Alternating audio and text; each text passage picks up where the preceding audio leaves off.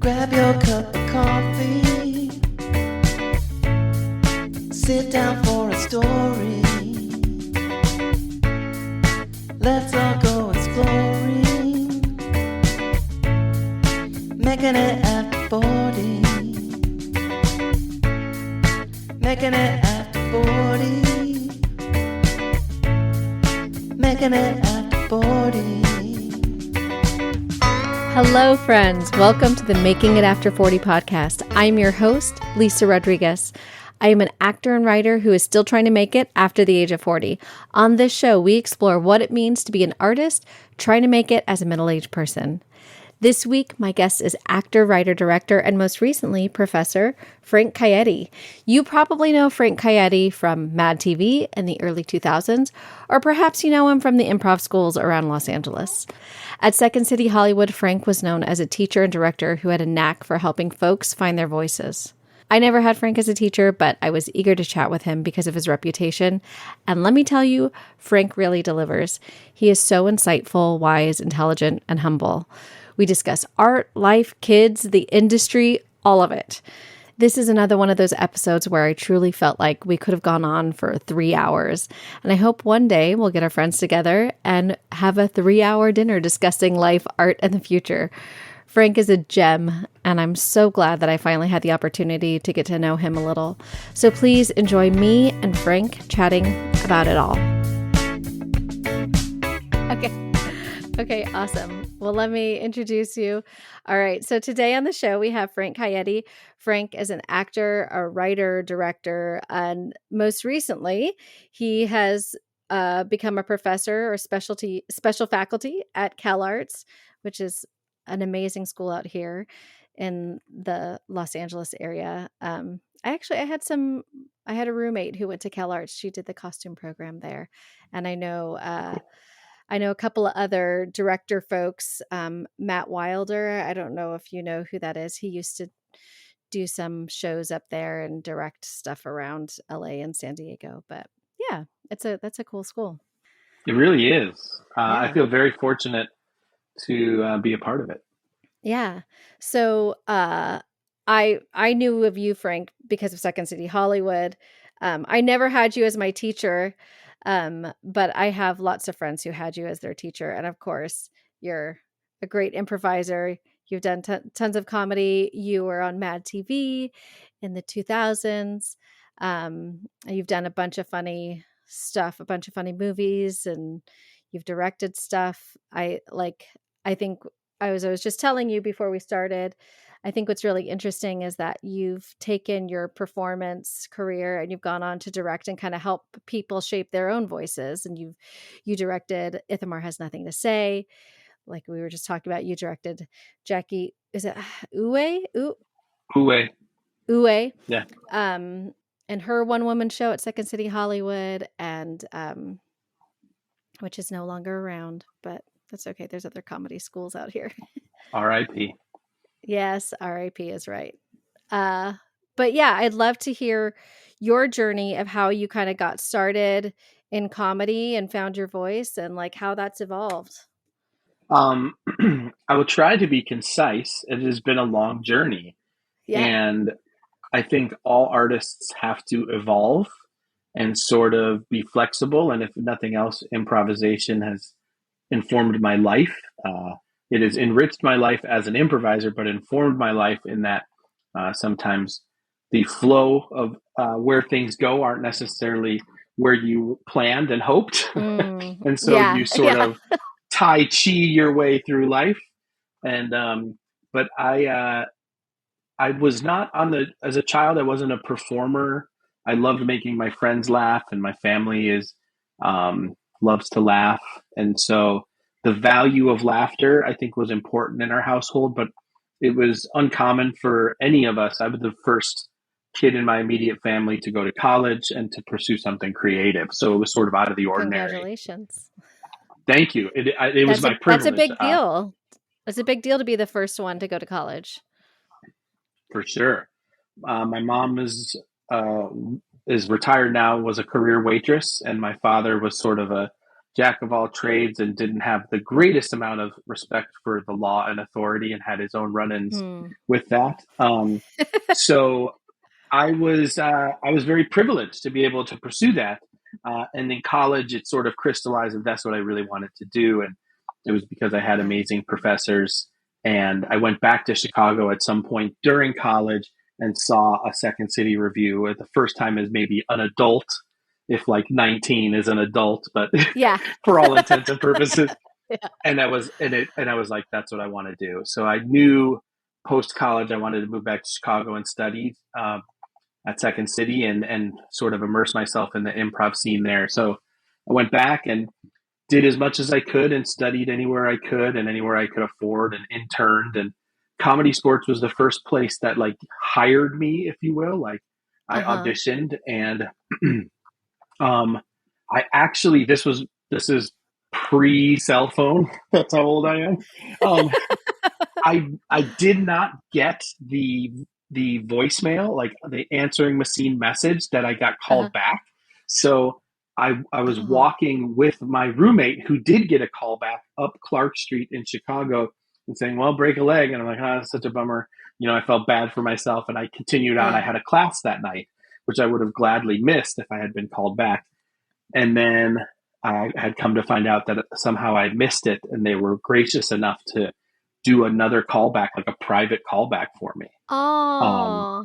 and I got hired, and that was enormous to be around amazing people like that. And like, if I wasn't performing, I was tearing tickets or running the soundboard Yeah. or just sitting around the theater and immersed myself in it. And I had amazing groups of people that I worked with, and it was so great. It was so inspiring. And as I was doing that, I was continuing to study at Second City, taking classes at IO, and I auditioned for the Second City National Touring Company 4 times and didn't get called back the first 3 times. Yeah. And then the fourth time I got called back and was lucky enough to be hired and was lucky to work at the Second City in the National Touring Company and the resident company in Las Vegas and Chicago. And those like were just Yeah. bursting with growth. Like Comedy Sports gave me some legs, and then IO taught me new things, Hmm. a different sort of artistry, still in the world of improvisation, but there's so many sort of lanes that can kind of exist. Yeah. And then Second City sort of built further on that. And Comedy Sports actually paid me, and you could do some corporate work for them, which was very good paying. But Second Yeah. City was like my job, and I earned Yeah. insurance through Actors Equity and stuff. Oh, wow. And then, yeah, it's a pretty good gig. I mean, it's theater money. No one's getting rich, you know, Yeah. but for what it Yeah. is, I was But you very happy can, to have it. yeah, you can have some Yeah. bills paid and stuff. Yeah. That's great. Yeah. And I was very lucky at the time in Chicago. There was not a ton of television and film production, but there was a lot of commercial work. And I Mm. worked a lot commercially. So that's how I earned my SAG and AFTRA card when they were separate, my SAG card Yeah. and my AFTRA Yeah. card independently of Yeah. each other. Um, so I had the good fortune. I had, you know, supplemented my income with like bartending or serving for not a very long time. I was kind of making my living acting at like 24 or 25 Oh, wow. and like 2 or 3 years out of college, which is like so lucky. Like I was so lucky. And um, that early success probably ruined me. I didn't develop any other skills. Uh, Yeah. but yeah, so Second City was huge, and I still work with them in some capacity Hmm. as a director and writer and performer here and there.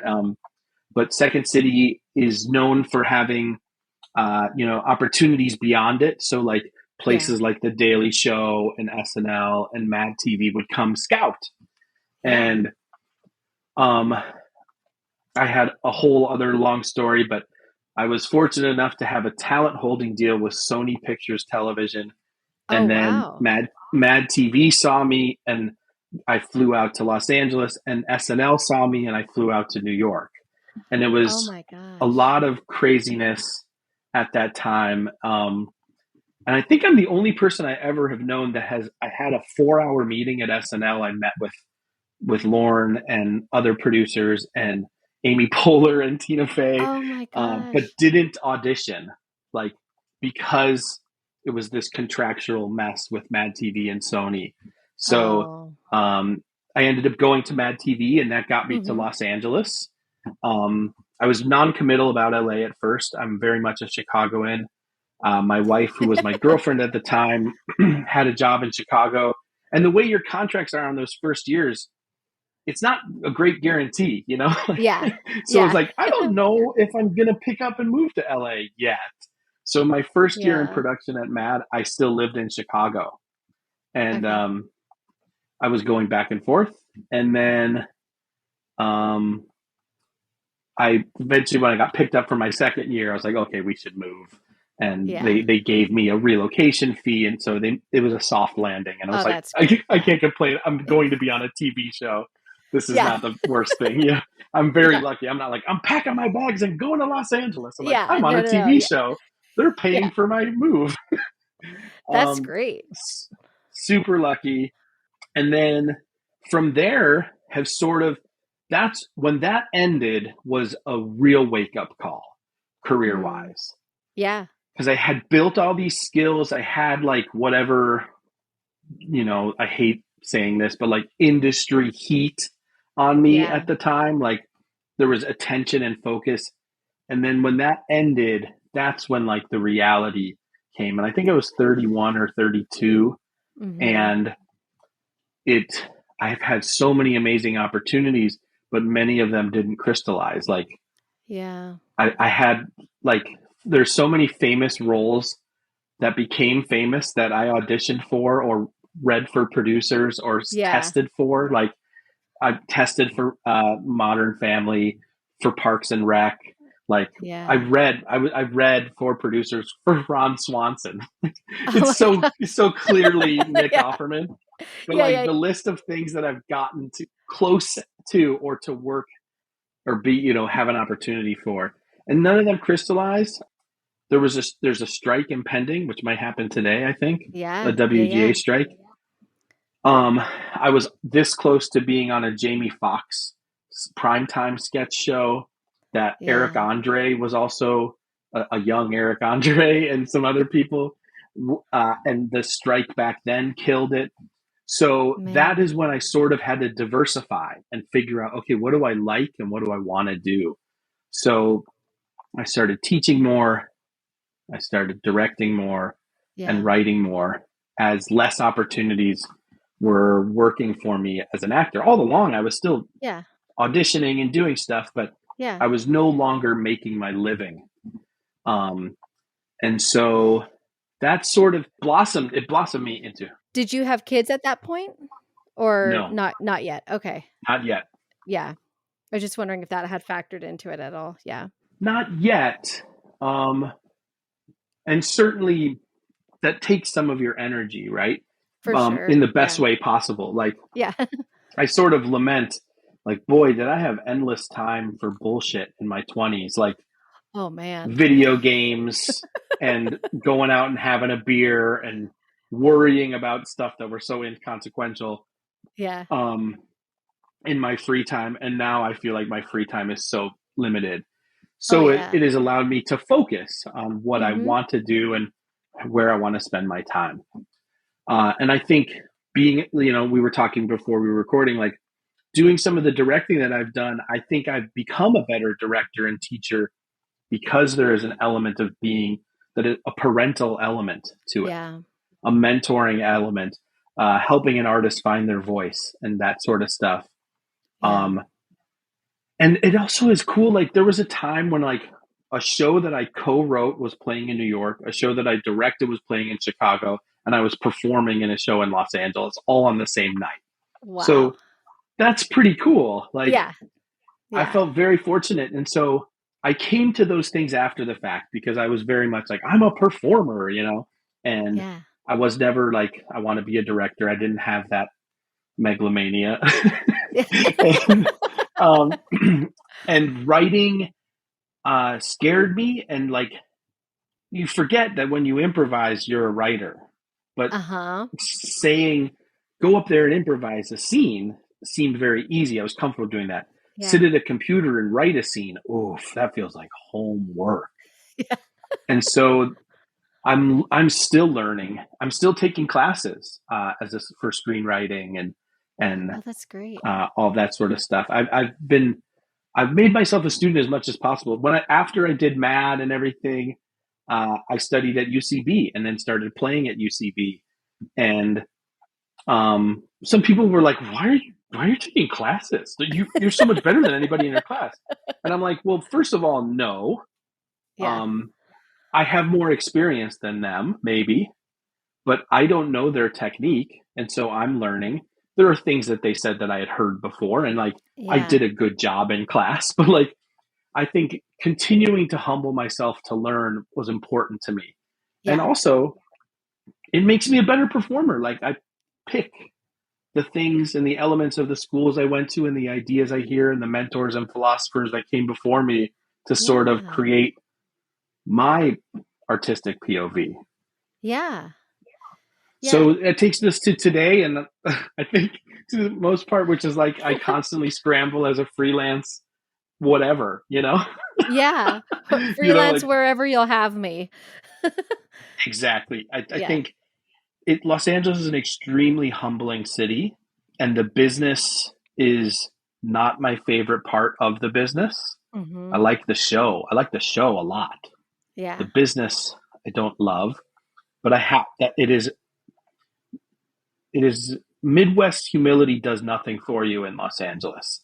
You can be great Mm. at it, but if you say, well, I'll let my work speak for itself, it's going to be difficult. In Los Angeles, you need to be great at it and you need to tell people how great you are at it. Yeah. And it still is a tough fit for me.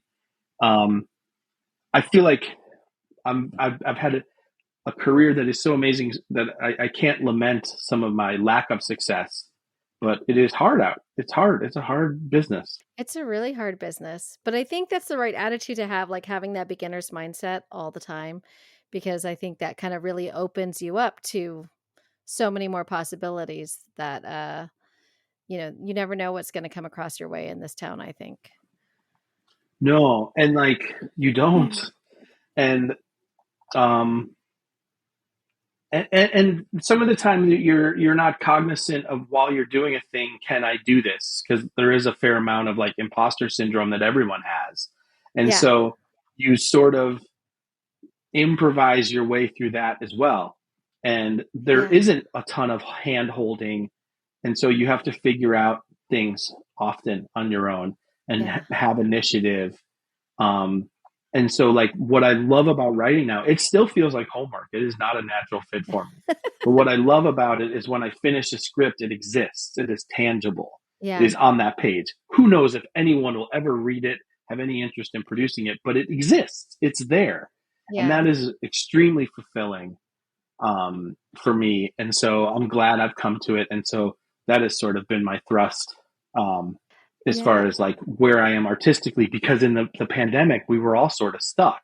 And Yeah, I was like, for I sure. need to do something. So I started taking screenwriting classes. That's great. But like you said, that's so important because we really never ever stop learning. I like what you also referenced about like how you've taken from all these different schools and it helps you kind of pick, you can, what's that saying? You pick what serves you and then you just leave the rest. I think Hmm. that that's so important, but it also can help you in your directing when you see a student or an actor who's struggling with something. You have so many different tools to pull from to help them as well. You might realize this actor doesn't, Meisner technique doesn't work for them, or like like let's do some dumb improv game and that's going to get them out of their head, or whatever. Yeah. Yeah. I think that it's important to speak everyone's language, and not Hmm. everyone works in the same way. And so the directors that I have seen struggle are the ones that approach it like math. And sometimes Hmm. they're amazing at it. And that I think a math brain can work for directing, but I also, in my opinion, directing is emotional intelligence. It's vision, Mm-hmm. but it's emotional intelligence when you're working with humans. And Yeah. if their actors are not robots, designers and crew members are not robots.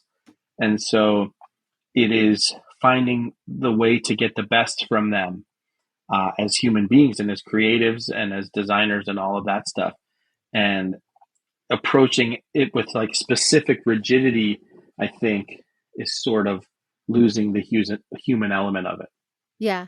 Well, it just makes me think just like my 2 guests ago, I was talking to her about John August and Craig Mason have a podcast, Script Notes, and they were sharing a talk that they did with a bunch of producers. And it was basically they're teaching the producers how to give notes effectively to writers. And one of the things they Oh, said, yeah, it was a really interesting episode.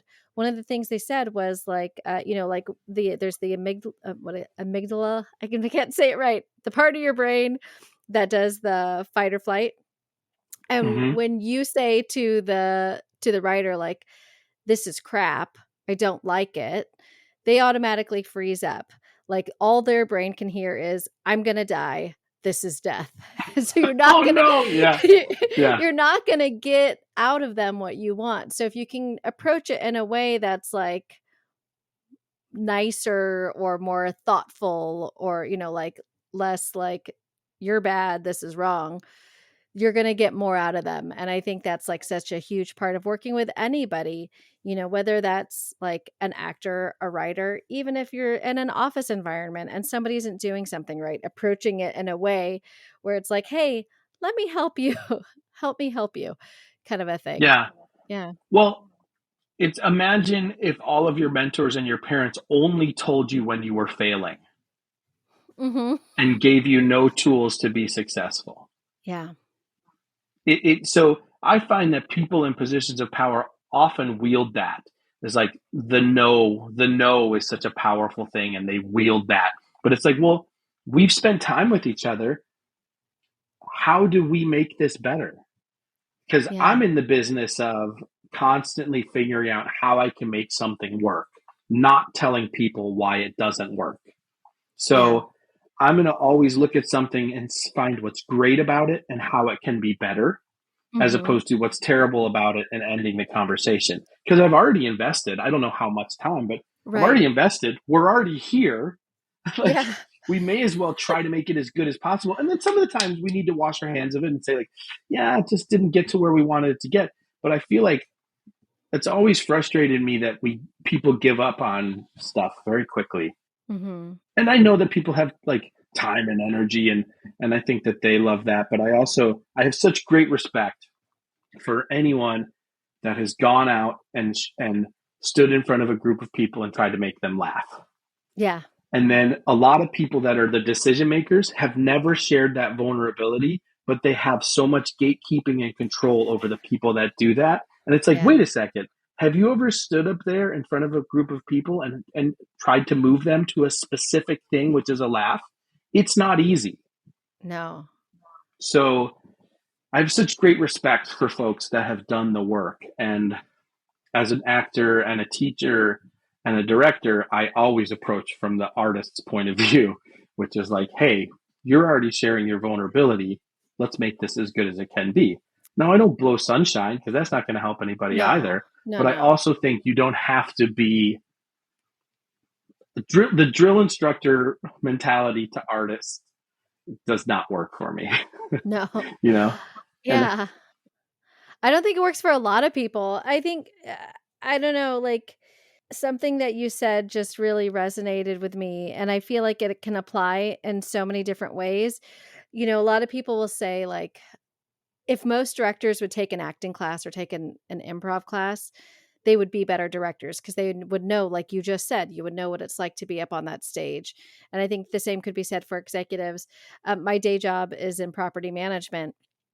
And there's a company, I can't remember which company, but one of these big commercial property management companies, they would have their property managers do other people's jobs for like a day. If you're a property manager, okay, go be the Oh, building engineer for a day. Go be a janitor for a day. Go do the security for a day.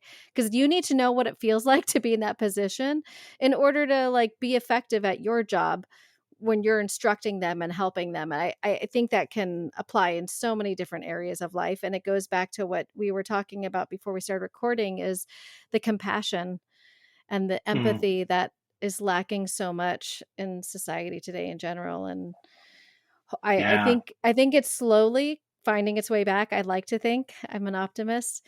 Maybe it's just the people that I'm following on social media. But like sure. Adam Grant is somebody who I follow, and I always love what he has to say about like the office spaces and like treating your employees with respect. But I think like that also applies to entertainment because like you said that it Mm, is a business. It's still a business, but you just yes. happen to work with storytelling as the business. Yeah. When you were speaking about that, that made me think of something when all that stuff went down with Conan and him getting the Tonight Show and it sort of going away quickly for him Mhm. and that sort of mess that existed. And in his final show, he did a speech about how cynicism does nothing for you. Mm. Nothing good can come from cynicism. And I think it's extremely easy to succumb to cynicism. So if we can continue to push back on that and find ways to be proactive, and also cynicism also is reactive. It's not Yeah. proactive.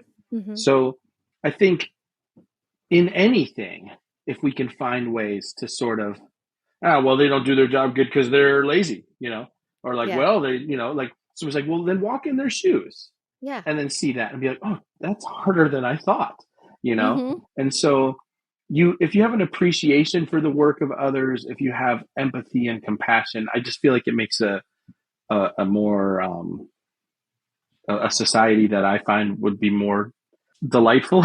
Yeah. and, but I also think we're in charge of that, like the Yeah. ripple effect of that kindness and compassion and that artistry and the discussion and love of it can be the ripples that we make Yeah. and put out there. And so I think that that's important to me. I still think we should examine our work, and like it doesn't mean again like that sort of vapid like, oh, you're so great, everything you do is great. Like Yeah. it's like, well, that doesn't do anything for us either. Like we also need to have an opportunity to examine the work. Mhm. The great, you know, ancient philosophers used to have discussions and if not arguments to find, the truth. And Mhm. in that, the discussion would lead us to. So it's like, I don't know the answer. I don't know the answer. Let's talk about this and see if we can find that. And I Yeah. think to me, art is discussion. Art is discussion between the artists. Art is discussion between the audience and the artist. And so Mhm. let's have those conversations because so much of my life is enriched by art. Like that's Yeah. what I love the most. I love music. I love film. I love performance. I love laughing. I love my creative friends, right? Yeah. My husband is a structural engineer, but he plays music, and so he's artistic in that way, but he also loves movies and TV. Loves, loves, loves, loves it. So like we'll watch TV shows, and our favorite thing to do lately is like after we're done watching an episode of whatever, we just like get into the nitty-gritty. Oh, I like this part about the story. I like that part of that actor. It was like so amazing. And like lately for us, the gems when we're watching these stories is the guest stars and the co-stars, and we're like, that person, they had two lines, but they just like they were a gem in the show. And Oh, that's that's like great. it's been so fun, like really like looking at different shows and like really dissecting the characters and the choices. So we've been watching Shrinking, and we Yeah. are I can't remember the actor's name. He was on TV a lot in the 80s. He plays the husband. He's the neighbor, the husband of the neighbor. Ted McGinley. Yes, Ted McGinley. He is so perfectly cast. And Hmm. like it's just like this one little like he has these like little moments that were just like, oh, that just made the scene. That was perfect. And it's Yeah. I like, you know, I because I have kids, I don't get to go out that often and have these conversations with my friends, but it's so nice to be able to have these kind of conversations with my husband, at least. Yeah. Yeah. But that's wonderful. Like that's connection. Like Yeah. it's shared experience and now you're breaking it down and like that's great. Um that's so lovely that you have that time and space to do, right? And you Yeah. have it's all about you. It's your relationship, right? Yeah. And Yeah. and these things are sort of the thing you do together. This is what we like, this is what we discussed. And I also just love that you're celebrating like the smaller moments because from experience, being a co-star or a guest star is the hardest job. Yeah. You don't have nobody's against you on the set, but you don't have any leeway. It's like hit your marks, know your lines. Yeah. Everybody wants to get out of here. We're not going to indulge you finding it. Maybe the Mm-hmm. star of the show cannot know their lines that day, and that's okay. But you have to nail it like Yeah. every take because you're not going to get many. And so Yeah. it is really hard. You don't get the same indulgence that the star gets. And the stars also have the repetition and confidence too. So they will have that like you're coming in Mm-hmm. pretty cold. It's like a middle relief pitcher in baseball. It's like the hardest gig. Like, I was just watching the game and now I'm in it and like in a really high stressful situation. Like that's Yeah. tough. Um, yeah. So I love that you're pointing out those folks because yeah, they can really make a thing. And like if a show's really good and it has great bit parts and people in Mm-hmm. it, mwah, like Yeah. and in a comedy, they one line can steal the scene, you know? Yeah. It can be the button or a perfect moment. I mean, Jonah Hill had a hilarious like one line or two lines in 40-Year-Old Virgin. Like Uh-huh. he stole a scene he was in with Steve Carell and Catherine Keener. Yeah. Like there's In the so many eBay stories of that. shop or whatever, and he comes in and he's Yes, asking about, yeah. exactly. Yeah. Yeah. No, So it that's so great. really, I've only seen the first two episodes of Shrinking, but I've enjoyed it. I have a couple friends who work on it. oh, okay. Well, it's great. Yeah, Yeah. yeah, Yeah. I Well, enjoy it. let me ask you about how that, because that transition from auditioning and then going into writing and directing, you said you found that for yourself and you found that it helped you to blossom creatively. Was it Mhm. a hard transition for you, like to realize that this is the move that you needed, or did it just feel really natural? I think the opportunity presented itself, Mm-hmm. and then I was lucky to find some success. But if I'm being completely honest, early on, I didn't exactly know what I was doing. I hadn't formulated a process. I Yeah. was sort of very much flying by the seat of my pants. Teaching helped me, like, Yeah. because there's an element, directing and teaching are close. They're not the same thing, but they're closer. So I had been teaching for some time, Mm-hmm. um, and the opportunities were presenting themselves. So it was sort of just being a freelance artist and saying, well, like, there's more of this than this, and I'll go do this. Yeah. And um, I still to this day think of myself as a performer first, like Yeah. in my brain, with love in my heart. Anytime I'm directing, writing, or teaching, I would always rather be doing it. Yeah. Always.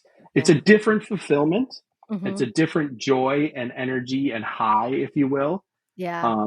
But I still love performing. Like, and I have to do that. I'm compelled to Yeah. do it. And in some ways, I may be less compelled to do the other things. Yeah. But I derive great fulfillment from it. And so I was lucky to have opportunities and then work with some great people and find some success.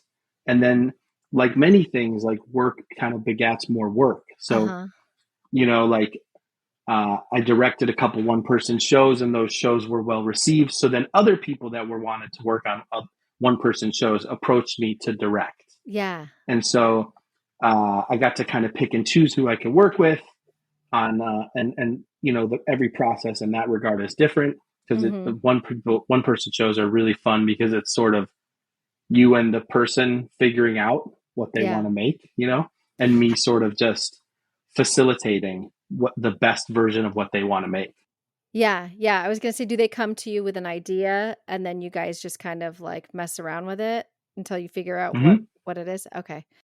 Yeah, I mean, everybody's process is a little different, but um, I sort of have, we meet, and we talk about what they're hoping to do and what their goals are, and do you have any specific things you want to achieve, any specific things you want the show to be, and then I just am sort of there to give it shape, and I always let them be the final word because ultimately the Hmm. ownership of the show is them, and it's Yeah. their content and they're performing Yeah. it. Yeah. So I can't be like, you have to do it this way. Yeah. Um, so I give suggestions, and like, so Ithamar and I had a lot of work together in ensembles, Uh-huh. and he's one of my best friends, and he's one of my like dearest and nearest collaborators.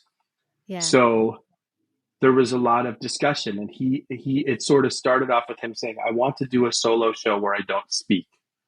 And I was like, all right, and so Yeah. we like figured it out, and Yeah. he would present material to me. We would talk about things. Sometimes it was like, oh, this song is interesting, I wonder if that can inspire Mm. something. uh I have this idea for this piece, and like, so I love that because it's just him and I remember distinctly before we did it, because the first version we did was like 27 minutes long. We were like, okay, I really like this, but people might hate this show. you know, they may really, people have strong feelings about mimes and clown, and like, Yeah.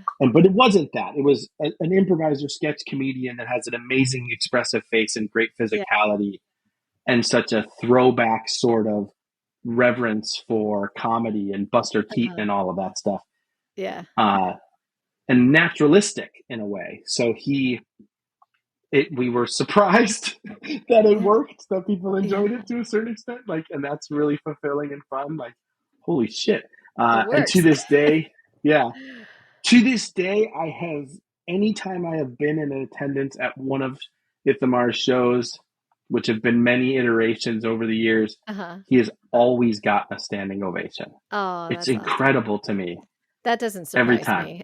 That Yeah. doesn't surprise me. He's so It's just, talented. he's so talented. I'm just like, yeah, I'm Yeah. just riding his coattails. Yeah. They just put my name on the poster. Yeah, we're big Ithamar fans in this house, and Chad and Uzo as well. Like, Oh, oh man, we loved oh, we so loved good. their shows. So good. Yeah. Yeah, Yeah. That's yeah.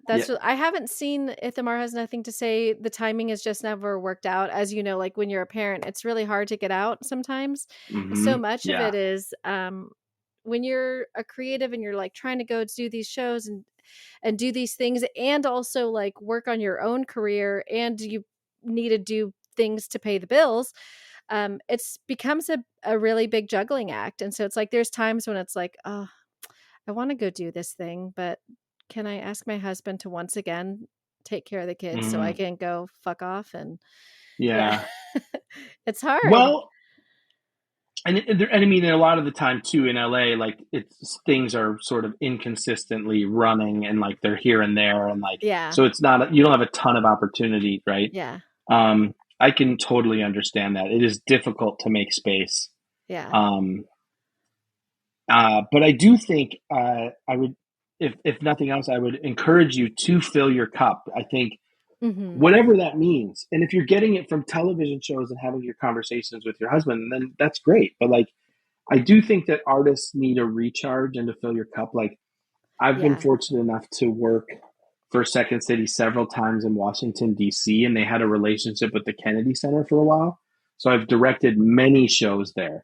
So I've spent a lot of Yeah. time in DC, and DC is such an easy place to fill your cup. Like, I can go to an art museum, I can go to a history museum, Mm. and you can see greatness, and it recorded greatness everywhere, you Yeah. know? And it's an extremely inspiring place for me. It may not exactly be what I'm doing, some silly comedy show. Like, Yeah. it Yeah. is fulfilling me and charging me, like sort of recharging me to go, oh yeah, I got to go do this work. It's important for us to go do this. This is what I love. Yeah. And seeing all that sort of stuff is really important to me. So anytime I feel uninspired, live performance in particular inspires me. I have to go see Yeah. live performance. It's just extremely important to me to be in a room with people, and even if it isn't great, like if I have problems with it, like a Yeah. production or the script or whatever, I still am charged by it. Like I Yeah. still love it. Yeah. Like, and I could be like, boy, that was not good, or that second act is long. But like I still loved it, right? Like Yeah. I'm also, maybe I'm just an easy audience, because some of the time I go with a friend and they're like, they'll pick it apart. I'm like, oh, I really liked it. Yeah. I was just glad to go to the theater. I'm the same way. I'm usually like, I'm hard pressed. There's only one movie that I ever wanted to walk out of. Like of all the bad Really? movies. Yeah, only one time where I was like, I want to, and I couldn't walk out because it was with my friends and they were like, I guess they liked it, whatever. Fair. Yeah. Also, at this point, you spend good money. I mean, Yeah. may as well stick it out. Yeah. But yeah, we do try to make time for all of that. I remember recently I met up with Hannah Parsons, who you probably know, who she was the stage manager at Second City Hollywood. Love Hannah. So Hannah and I met up recently at the Glendale Room to go see Yeah. Jamie Moyer's show, and that was so fun. And that was like one of those nights where it was just like recharge your cup, just a total recharge, fill your cup moment. Yeah. Yes. I need to make time for more of those. I want to come see you guys out on the west side, you and Eileen and Ithamar. Please do. Yeah. Let me know. I'll get you comp tickets. Ooh, I'm very fancy. Fancy. Can I tell you a quick, funny Hannah story that I think about? Please. So, some point pre-pandemic, Second City was having a holiday party at a bar close to them in Hollywood that everyone would go to. Yeah, Bordner's. I know it well. And their restrooms at Bordner's is a kind of tight hallway, and then there's multiple stalls, like single stalls that you would like go. And so I went in there, and it's a lot of people, it's a lot going on. And I went in the hallway, and I'm standing there, and Hannah's there, and I'm say hello, and we talk for a little bit. And like, I'm like, are you waiting for one of the restrooms? And she goes, no, I'm just standing here. And she was like, basically, I want to be at this party, but I don't want to be in this room with all of these people. So I'm like, just going to hang out in this hallway by myself for a little bit. And if anybody passes through, I can say hello. It's a little quieter. It's a little more private. Oh my and God. It just made me laugh so hard. And I'm like, God. Ditto. That was just, it made me laugh so hard. I was going to the restroom, but I was like, you're onto something with this, Hannah. Yeah. That's a fantastic idea. Oh, she's such a kook. That is so funny. Very funny. And a relatively new mother. Yes. Yeah. Yeah. Her son is adorable. Oh, so cute. I see pictures online. Yeah. Yeah. That's such a small world. I mean, that's also the thing I think what I love about this is like, even if you don't know somebody, you are connected through somebody else. Like, of course, the 6 degrees of Kevin Bacon is a thing, but like, then there is like this world of it all is like, we're all really closely linked. So yeah, all the more reason to me to just like, to be good, be kind.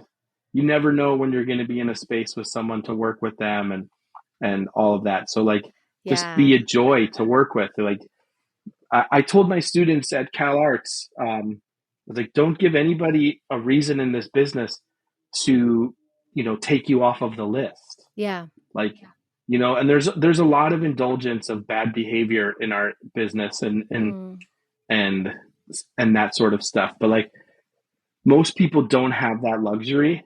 And frankly, it's indulgent anyways, so I love when I see like the stars sort of nerding out about another show or a star. It's like, we're all just fans of it. Like, and like, they just have more opportunity and more money or whatever. Many of them got lucky just like many others did. And like, but ultimately they love the work and they have their favorites as well. Yeah. So I think it's important to remember that for ourselves, that to continue to be a fan of the work, a supporter of the work, and kind to people. Yeah. Well, I mean, here's another like shout out, Ron Song. his show Jury Duty. Yeah. That's huge right now. And, of course, he got that through a recommendation from Allison Bills that he should audition. And so I didn't know that. yeah, so I guess Allison Bills that's what Ron said. I hope it's okay to share that. Maybe we'll check with Ron, before I do the final edit. Yeah.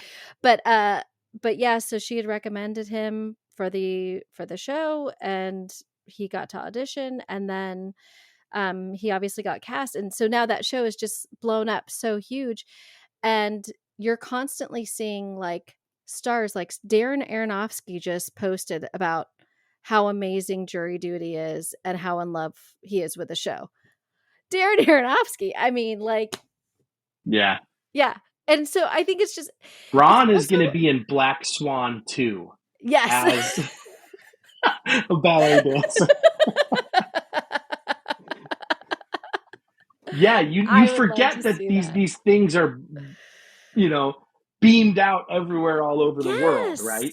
Yeah. Like, it's amazing. Like, one of my comedy sports ensemble mates, or two of them, were Brendan Hunt and Jason Sudeikis. Oh, yes. Like, yeah. So, like, and I was on teams with Jason at I.O. Yeah. I was in an ensemble with Jason in Las Vegas. Like, our careers have paralleled, and we have been buds for a long time.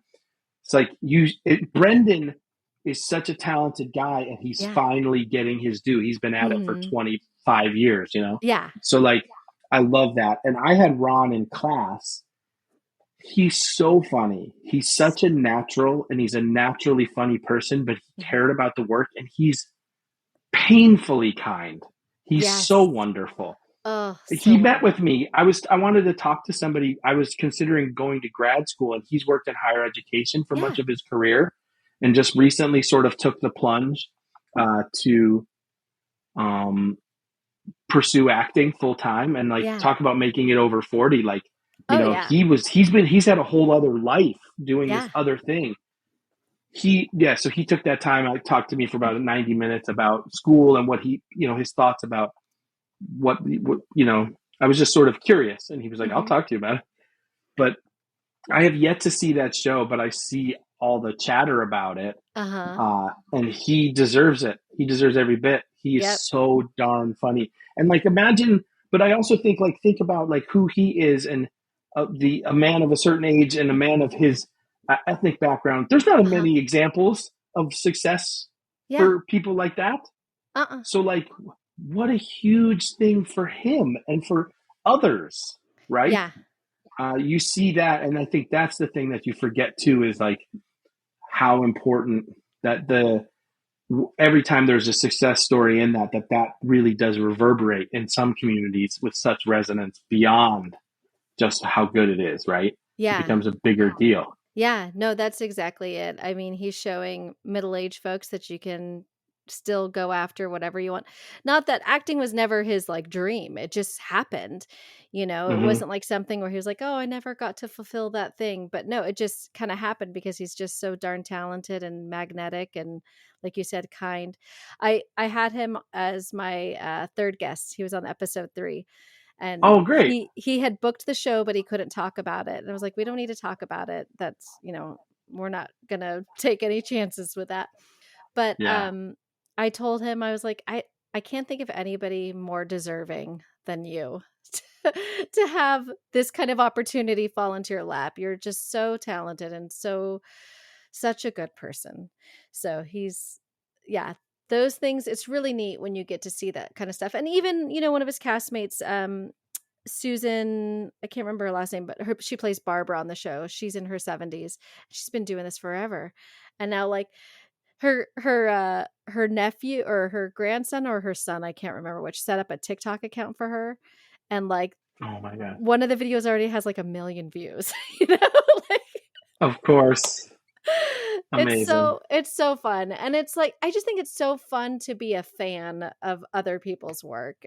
Why not celebrate them? And it only helps to build up everybody else. There's never, sure, your perfect part may never get written, but there's always enough love to go around, and there's always opportunities to perform. And it may not be in a role where you're going to make $1 million, but there's always a stage. There's always something, someplace for you to make art and have fun. Yeah, of course. And I think that like uh, I have learned, and probably because I am older now, I find that like Hollywood can be a place where it feels like it values youth so much. Mm-hmm. What's the next big thing? What's the next young performer?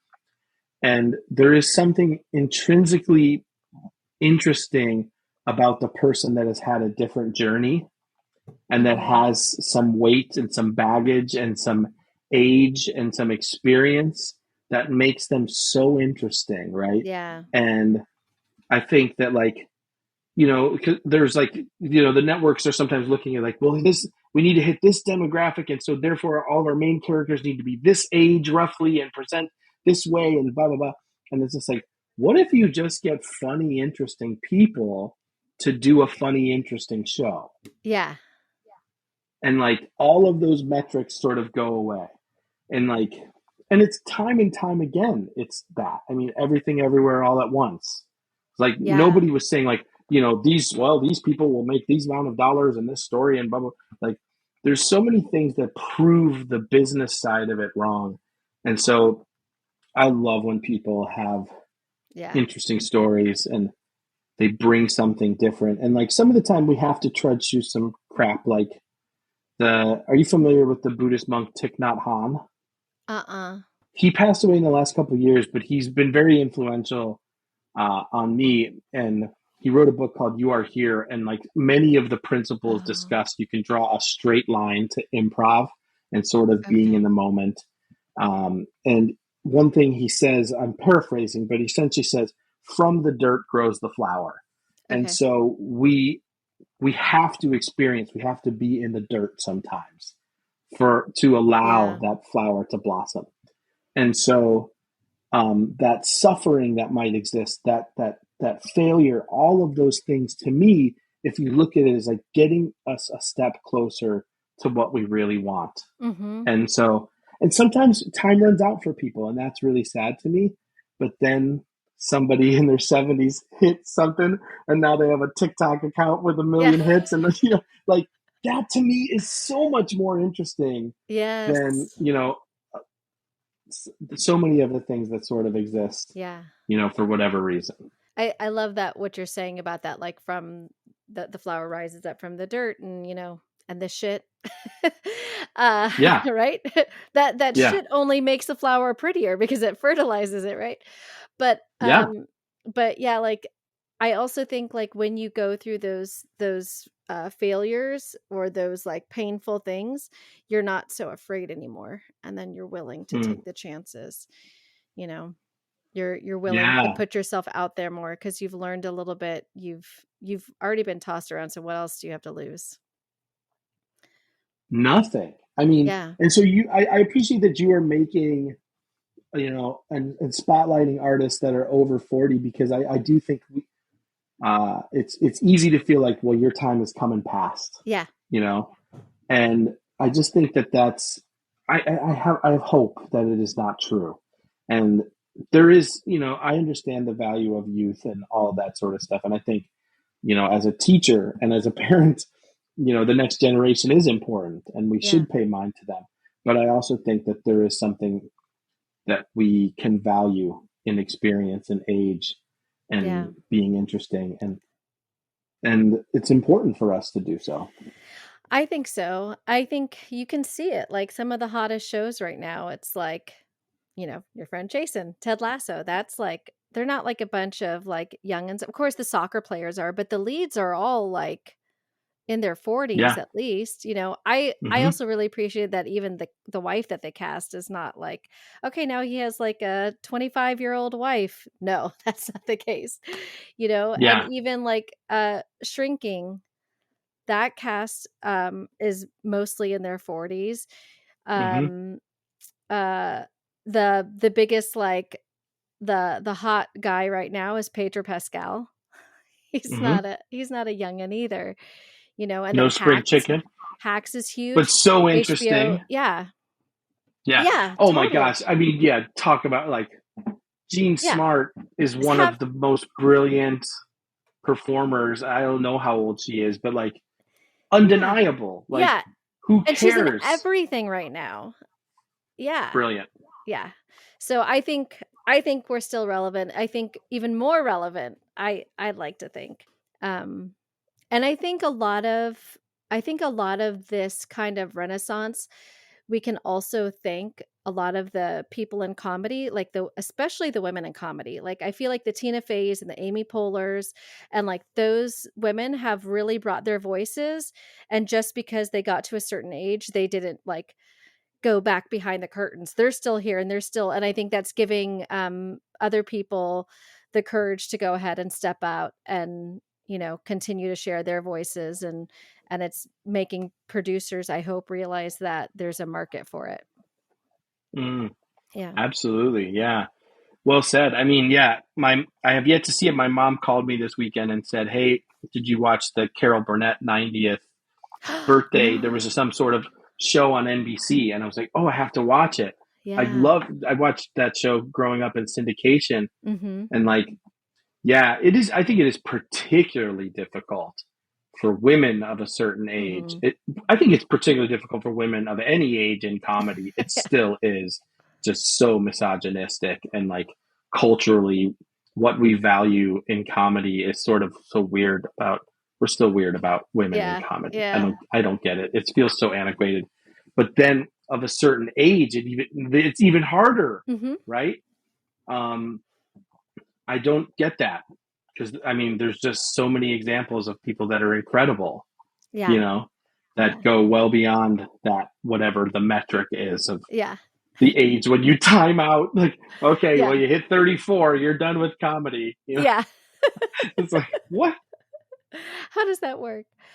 Yeah, Um, I know we're nearing the end, but I have a couple other questions that I want to ask you, of because course. I often I this question has kind of become, I used to only just have like two questions that I added in my rotation, but lately I've been really liking to hear people's answers. Is I want to know, what do you look forward to as you continue to grow and age in your career? Uh, depth and vulnerability.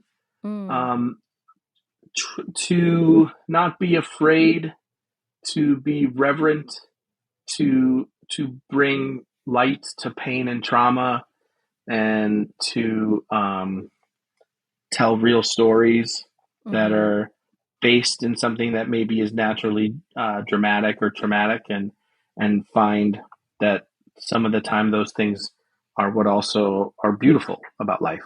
Mm-hmm. Wow, I really like that. That really resonates with me. Yeah. Well, I mean, I also there's like on the flip side of that, I will Yeah. say, like, um, some of the time in maybe your 20s or 30s, it's all very precious, and you're squeezing it so hard, and Mm-hmm. there's like letting go of it, you know. So on the flip side of that, I also just I'm improvising again. I feel like it's like a Yeah. resurgence because of the pandemic. We were all sort of away from it, and so I'm just enjoying the spirit of play, Mm-hmm. of just play with whatever that means. Yeah. Silliness. I don't want to. I'm never interested in doing something poorly or indulgent. I want it to be as good as it can be, but I just don't squeeze it so tight. Yeah. Just want to go play. So I'm in a couple ensembles with people that I love playing with. Yeah. Yeah. I love So there's that. freedom in that. I'm not doing it for anybody but myself, and and Yeah. hopefully the audience enjoys it. So Yeah. Because you need that play. That play is what really opens us up, and you can find so much good stuff when you just play and have fun. That's the fun of having a yeah, 3-year-old, having an 8-year-old, right? Like sometimes you get to play too. yeah, you do, and yeah, and that is challenging and tiring. It's yeah, I feel like it's restorative. Like Yeah. I feel similarly about the ocean. I find that if I go to the ocean and sit in the ocean, experience its vastness, I feel restored. I feel like a Yes. simple float is good for Yeah. my soul. Yeah. That used to, for a long time, every year on my birthday's in August. So I Mine would too. just take oh, I'm end of August, August 27th. August 11. Okay. August 11. I'd go and take the day to just like be at the beach and be at the ocean because it is so restorative. Okay, so now back to my next question. Oh, what is the question I always ask everybody? Oh, what advice do you have for anyone who's maybe coming up in their career now, or maybe they're middle-aged and they're looking to make a shift? What kind of advice would you have for those folks? That's a great question because I feel like I'm talking to myself. Yeah. Okay, You so know, let's tell 20-year-old Phil. There's something I will preface by saying something that I have found in the last few years that has been very difficult for me is I've been lucky to have this career, but the instability of income and financial security has sort of worn thin on me. Yeah. And I have never had a proper backup plan because I've had some success. And like, there is that old adage of like, if you're going to do something, jump in 100%. And then it's like, at some point you get to a thing, you're like, well, I've sort of survived and not thrived much. Yeah. And that survival is becoming more and more difficult. And so I would say for anybody that's a little bit older, I hope you have some sort of firm ground underneath you. And I hope that you have that whatever that firm ground underneath you is still leaves you with energy to pursue what you love. Because I also have been very fortunate that I have not had to do something I dislike most of my life. Yeah. So, but I also think that I think 2023 is about authenticity and being true to yourself and exhibiting that in a vulnerable way to the world, whatever that means to you, being your authentic self. So if your authentic self wants to write, then do it. You know, humble yourself to learn technique and structure and suck at it and get better at it. And but put yourself out there, because the regret you will live with is not worth it. Like, go do it. There are crazier things that have happened in the world. And if nothing else, you wrote it and maybe you did a table read with some friends and you're like, that's as far as it got. But I mean, I wrote a pilot over the pandemic and I did a Zoom reading of it. And as soon as it was done, I just burst into tears. Like, it was so cathartic to hear that. Like, and I had never done that. And it was vulnerable. It was real. And it was the only time in my life I solo wrote a full script, like other, sketches and stuff. But I had written some pilots, but I always work with collaborators. And this was the most close to me as a story. So tell your story. Those stories, there's so many niches, and the industry is gigantic, but there's a way to reach people. And you don't have to maybe reach 65 million people, but you can reach, hundreds or thousands or whatever. And that connection is, to me, the good thing about the internet is that the internet has found its subsets. So if you have a story you want to tell in whatever way that manifests, then do it. And again, humble yourself to learn and get it out there. And because it's just tough if you don't. I hate when people have something in their head and never follow through on it. It just feels that saddens me, because there's so much I think everybody has the potential for greatness, and I think everybody has an interesting story to tell. So tell us it, and you never know how many people it'll resonate with. That was long-winded. I'm sorry. No. It's very inspiring, and I think there's probably a lot of people who need to hear that, myself included. It's hard to find the time, but I'm one of those people who have stories that I have partially written, need to go back to. I'm getting better about it though. So I like that. That's very inspiring. Yeah. I mean, I will just quickly divert and say, last year, through high school, I worked at a movie theater with one of my best friends growing up. And I always wanted to write a feature about working at a movie theater. And I told my friend about it. And I told another old friend who was my locker mate. So we were a tight group of guys in high school. And I was like, I think I want to write a story about Cooper 6, which is where we worked. Yeah. And they both are not in this world, said, I'll write it with you. And so we just finished a draft. So over like the Aw. last 8 months, we outlined and we had meetings. One lives in Colorado, one lives in Indiana, and we wrote it. And if it goes no further, I loved it because I got to see my friends and create Yeah. a thing with them. I think that's the key piece is like not having any expectation for what it's going to do for you or like just getting it on the page. There's a story that I would like to write and it's a tough one. It's like about a significant loss. And so like to write it out is like really challenging, but I don't know if I want it out there in the world, but I think I was talking with my husband. I was like, I think I just need to write it. I just need to write it. So that way I have it on a page. And if that's all it is, then I just wrote it. And that's all it was meant to be, was just to be written out. Yeah. Yeah. I mean, there's that fine line. You don't want to cause yourself extra trauma, Yeah. right? Yeah. No, But you yeah. want to share yourself and Yeah. and you want to be an open book. So you're entirely in control of it. It's yours. Mhm. So Yeah. if you never share it with anybody, then you don't have to. Yeah. But I would say if you're compelled to write it, write it. Yeah. And that's tough. It can be really tough, but I also find that's the basis for some of the most interesting and profound work. Yeah. Is it's your story. Mhm. And so often people connect to that. And even if it isn't the exact story, it's thematically something that we can connect to and can be really beautiful and cathartic for Yeah. not just you, but for the people who view it or read it. Yeah. So Yeah. why are you depriving the world of this beautiful story? Maybe think of it that way. Does that help? If you're like, Yeah. you're doing a disservice Yeah. to everybody. Okay. Okay. All right. Fine, Frank. I'll go write the story. Okay. So my last question. Yes. What does making it mean to you now versus when you were younger? So what does success look like to you now? A livable wage. Mm-hmm.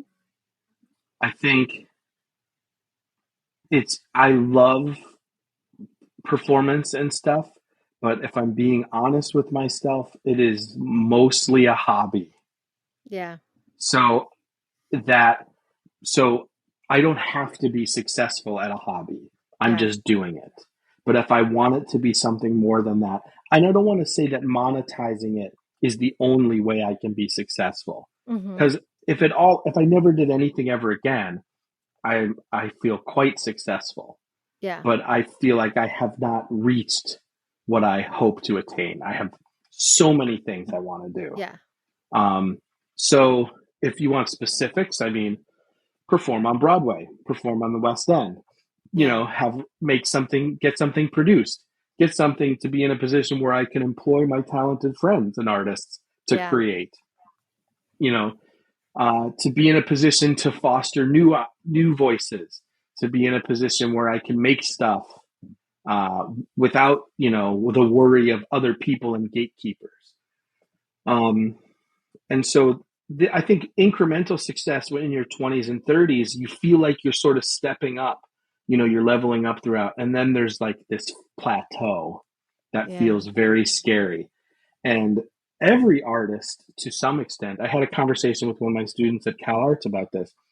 And she was saying, do you think Denzel Washington is still a frustrated artist? And I was like, I don't know. And so she said, well, he always plays like an intense character. I wonder if every once in a while he just wants to do something silly, but no one will let him. And I was like, you're right.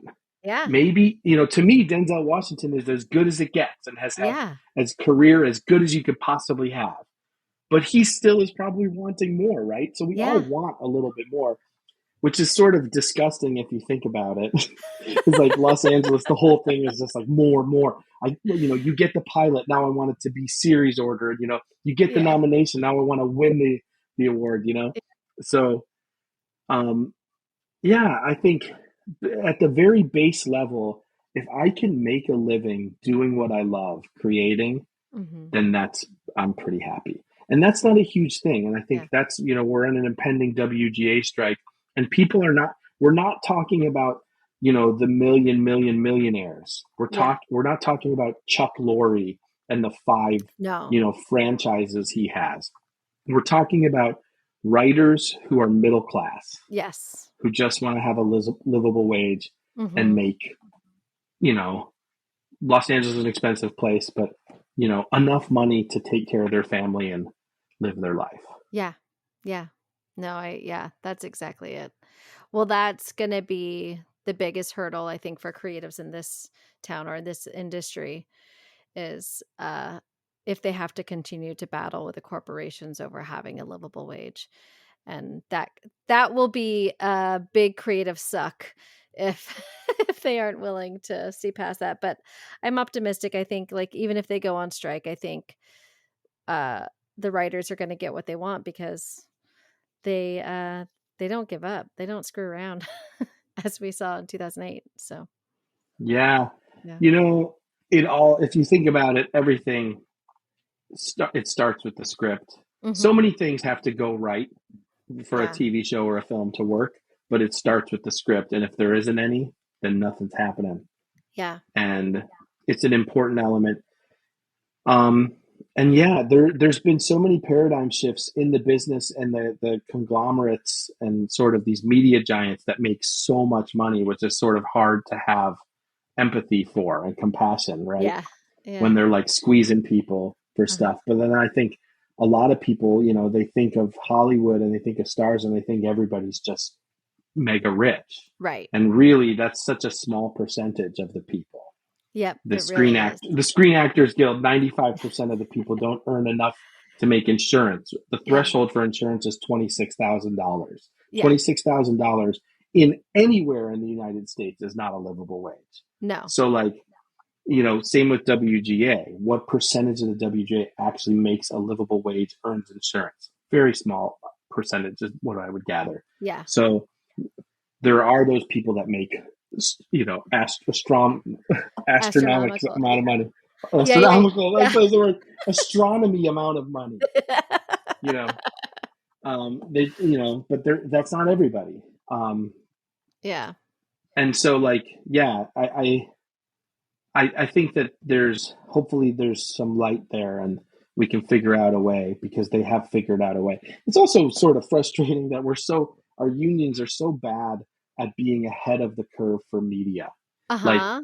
it's not like streaming is new. Nobody figured this out. Like, SAG is still like, what do we do with the internet? Like, how do we Yeah. cover this? Like, it's like, this has been happening for 20 plus years. Like, figure it Mm-hmm. out. Like, this is what you do. Yeah.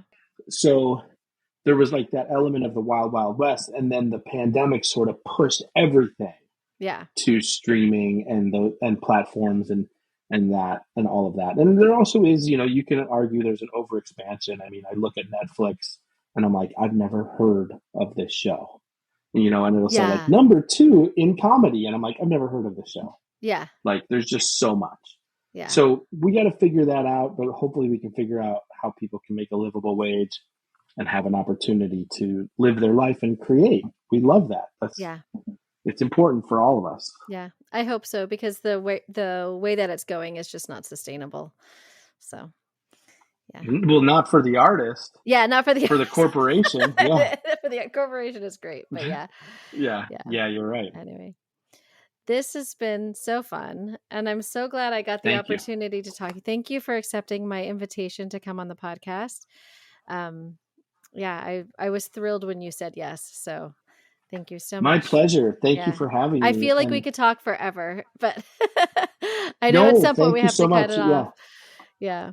Thank you. I appreciate it. And I appreciate that you're spotlighting folks of a certain age because I think it's important and it can be easy to get discouraged. So hopefully this is encouraging, and to hear people's plight and their paths is really hopefully helping folks. Yeah, I think so. I get a lot of positive feedback, and like it's also just the idea that I think especially with the middle-aged actors, we are so much often that working class, the people who are on every show but unseen. It's like, oh, that's that guy, kind of I think I know his face. There's so many of us out here who are trying to do just that. And it's like, they're super talented people and they have their own artistic journey, but they're not going to be on like these mega platforms. So I think it's really nice to give people the opportunity to share their stories and to feel a little less alone, when the times get hard and you feel like you're not sure if you're going to keep going on. It's nice to hear that other people have those struggles. Yeah. Yeah. Very cool. Yeah. Well, thank you, Frank. Thank you for connecting with me and connecting with our audience. It's been so great. My pleasure. Okay, I'll talk to you again soon. Thank you all for listening to this week's episode. You can follow Frank on Instagram at Frank Caeti. That's Frank, Caeti. There you can get the latest about where to catch him and his work in Los Angeles and the shows that he's directing all over.